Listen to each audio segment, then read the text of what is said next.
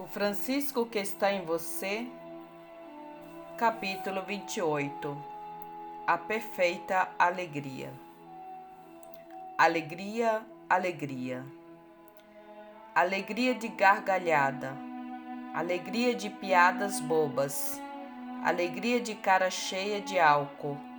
Alegria de música estonteante. Alegria de casa confortável. Alegria de amor encontrado. Alegria, alegria.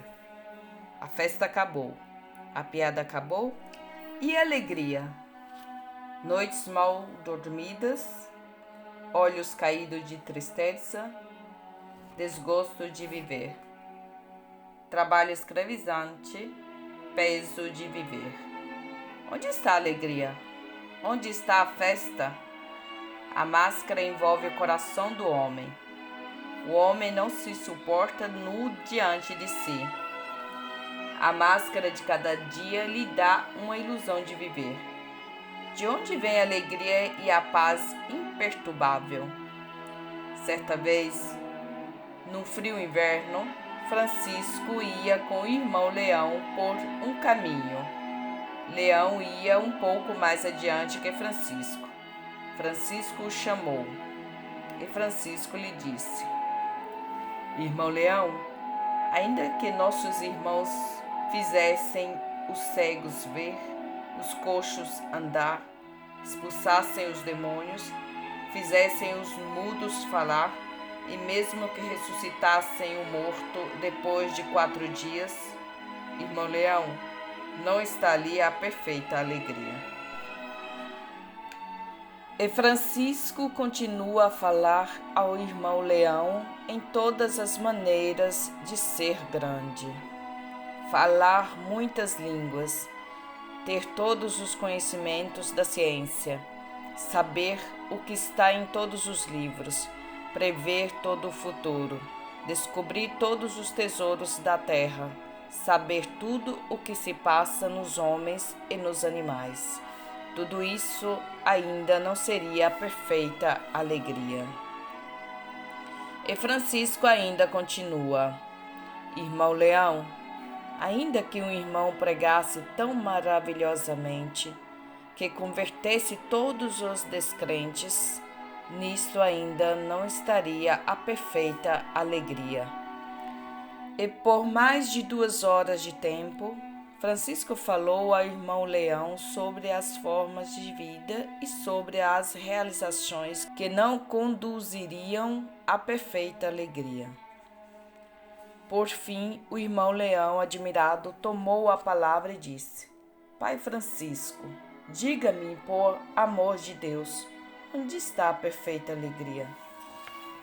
Francisco respondeu: Ao chegarmos daqui a pouco a Santa Maria degli Angeli, ensopados e tremendo de frio, enlameados e famintos, ao batermos a porta, o porteiro pergunta: Quem são vocês?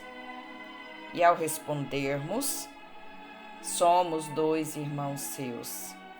Ele disser: O quê? Vocês são uns vagabundos que enganam o mundo e andam roubando as esmolas dos pobres. E nos deixar aí fora na neve e no frio. Se sofrermos então com paciência todas essas afrontas e grosserias, e se pensarmos com caridade e humildade, esse porteiro nos conhece muito bem. Foi Deus quem colocou em sua boca essas palavras. Irmão Leão, anota. É nisso que está a perfeita alegria. Como andamos enganados?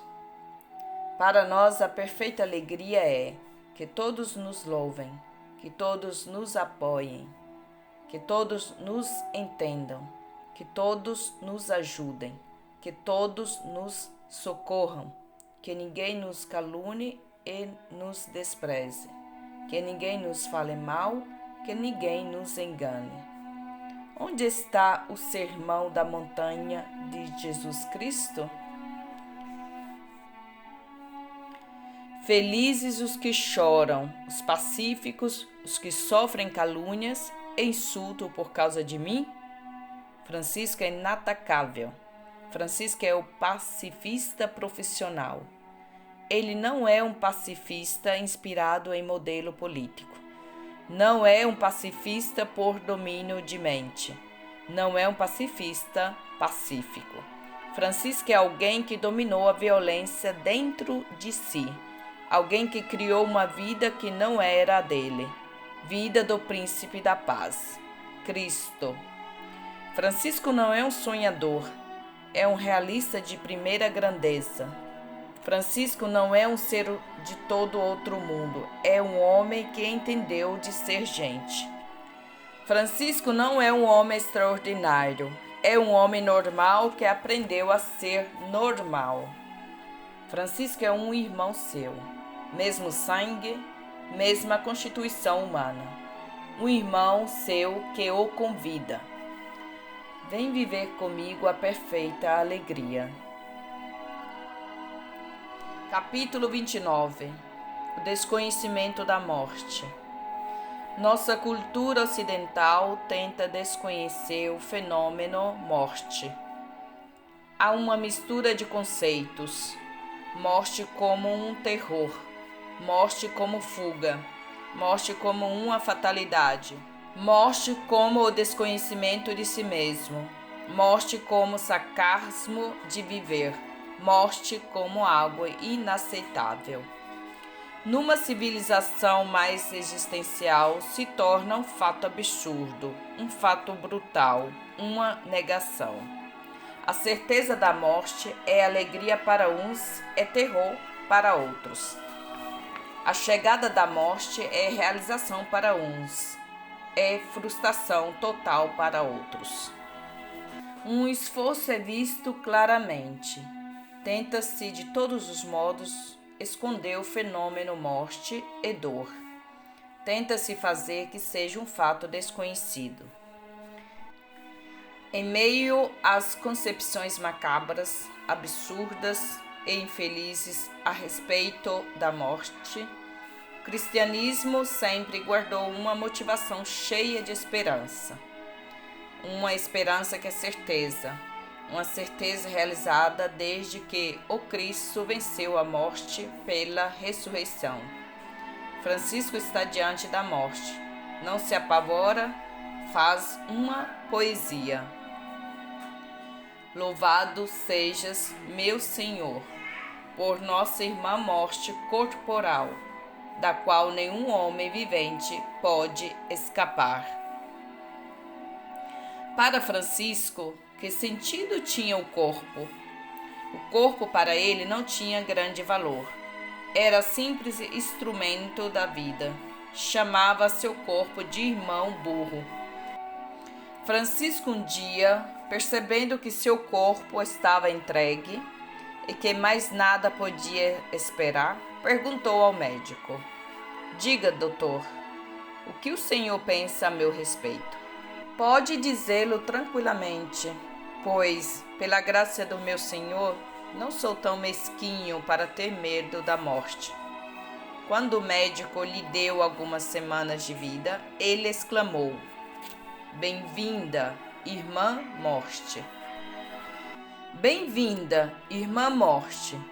Significa tratamento amoroso, familiaridade com a morte, certeza de vida, consciência do fato, fato normal.